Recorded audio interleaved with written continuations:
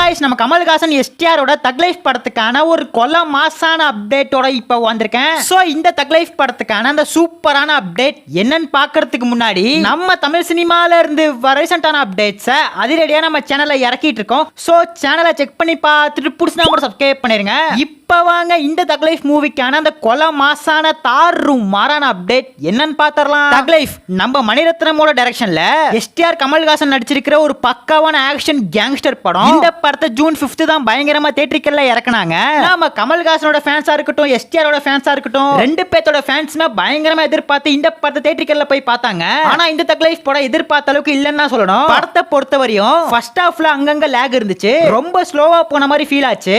அதே மாதிரி second half கொஞ்சம் ஓகேவா டீசென்ட்டா போச்சு. இந்த படத்தோட பெரிய பிளஸ் என்னன்னா நாம கமல்ஹாசன் எஸ்டிஆரோட ஆக்டிங் தான். ரெண்டு பேருமே ஆக்டிங்ல பூந்து விளையாடி இருக்காங்க. ஏஆர் ரகுமானோட பிஜிஎம் கொலமாசா இருந்துச்சு, டெக்னிக்கலாவும் பயங்கரமா இருந்துச்சு. இது மட்டும் தான் படத்துக்கான பிளஸ் பாயிண்டா இருந்துச்சு. மத்தபடி ஸ்கிரீன் பிளேலாம் ரொம்ப ஸ்லோவா போச்சு.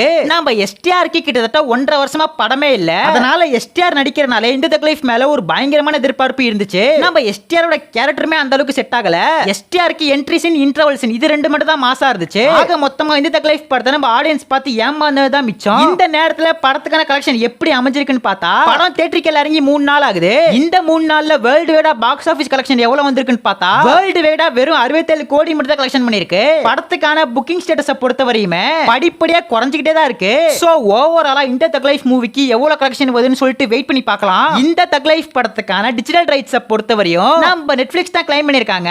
படம் தியேட்டருக்கு இறங்கிறதுக்கு முன்னாடி கமல்ஹாசன் சொல்லிட்டாரு இந்த தக் லைஃப் படம் தியேட்டருக்கு இறங்கி 8 வாரத்துக்கு அப்புறம் தான் ஓடிடில வரும் சொல்லிருக்காரு. படத்தை முன்கூட்டியே இறக்க கூட வாய்ப்பு நிறைய இருக்கு. ஏன்னு பார்த்தா தியேட்டருக்குள்ளே ஒரு ஆவரேஜான பெர்ஃபார்மன்ஸ் தான் கொடுத்துட்டு இருக்கு. அதை கணக்கு வச்சு ரொம்ப சீக்கிரமா தான் ஓடிடில இறக்குவாங்க. வெயிட் பண்ணி பார்க்கலாம். இந்த தக் லைஃப் மூவியை நெட்ஃபிளிக்ஸ்ல தமிழ், தெலுங்கு, ஹிந்தி, கன்னடா, மலையாளம் இருக்கிற எல்லா லாங்குவேஜ்லயும் தான் இறக்குவாங்க. வெயிட் பண்ணி பார்க்கலாம். நீங்க இந்த தக் லைஃப் படத்தை பார்த்துட்டீங்களா? உங்களுக்கு இந்த படம் எப்படி இருந்துச்சுன்னு ஒரே கமெண்ட் பண்ணிடுங்க.